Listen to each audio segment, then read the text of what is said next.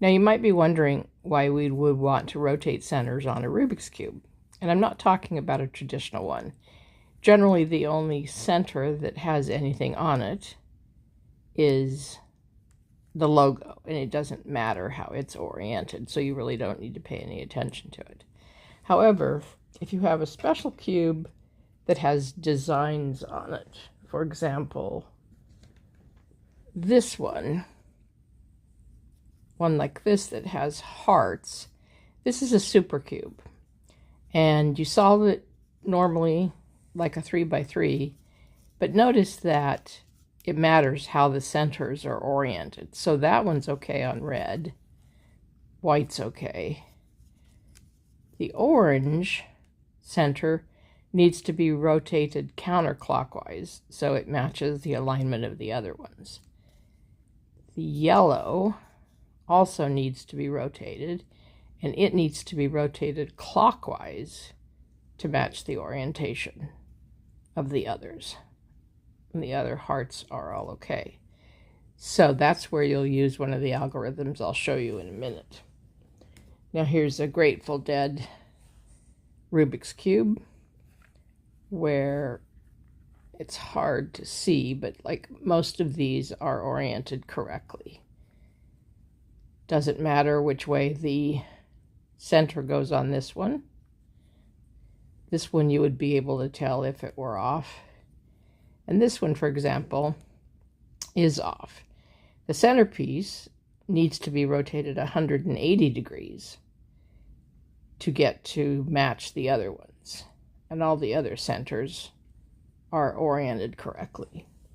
So there's an algorithm for that. Other types of cubes, like this dollar cube, it might be harder to tell, but that center's fine. That one's fine. That one's fine. Those are fine. This one, however, notice that that center L and serial number needs to be rotated 180 degrees. And so that's where we'll use an algorithm for that. And then a lot of people might have photo cubes. I made this one long before you could just order them with photos. And this has more separations between the pieces, so it's hard to see the photos.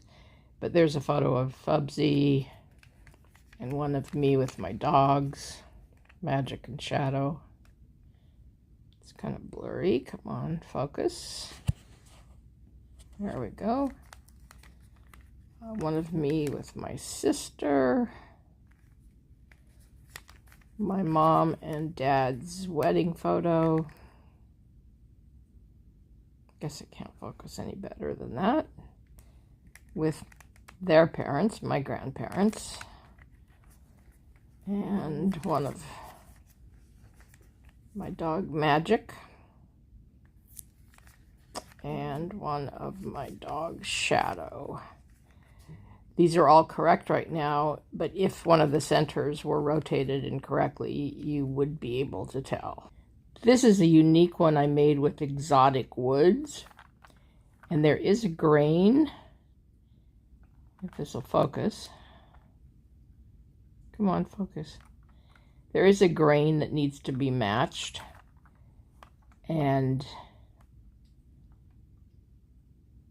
it's hard to tell on some of the woods if it's correct or not. But I changed one center to show you that it's rotated right there. This wood, which I forget right now, I think it's a type of walnut. Well, even with the camera not focusing well, you might be able to tell that that center piece is rotated 180 degrees because the darker band, there we go, it's focused. So on this one with this exotic wood, it has a more discernible grain pattern. And so you can tell that that center one needs to be rotated 180 degrees so that the dark band will be on the bottom of each of those middle pieces. This is for me to remember how to do a supercube in the centers. So there's two ways they can be.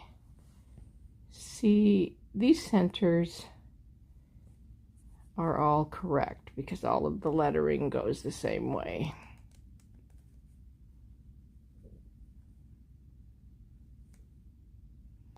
This one does not. This one doesn't have anything. And the purple one is correct. So this is one case where you can have one that is off by 180 degrees. See, this manganese MN needs to be rotated 180 degrees, obviously either clockwise or counterclockwise.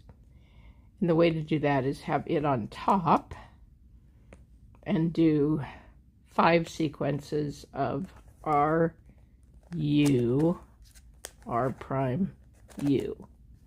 It's not the sexy move. It's R, U, R prime, U. R, U, R prime, U. R, U, R prime, U. R, U, R prime, U. And it hasn't affected any other center adversely or at all for our practical purposes, and it has righted this one. And here's the case where you have two centers that are off. So that one's okay. That one's okay. Notice that's 90 degrees off. Needs to be rotated clockwise to be like that. That one's okay. And this one's off. It needs to be rotated counterclockwise. So when that's the case, and you've got two of them, you'll never have just one. The algorithm for moving the top one clockwise, which is what we want, so that'll line it up with these, and the front side counterclockwise, so that'll move it that way, is this. U, and then we're going to do an equator, which is this center slice, and it rotates the same way as the down. So a regular E is this way,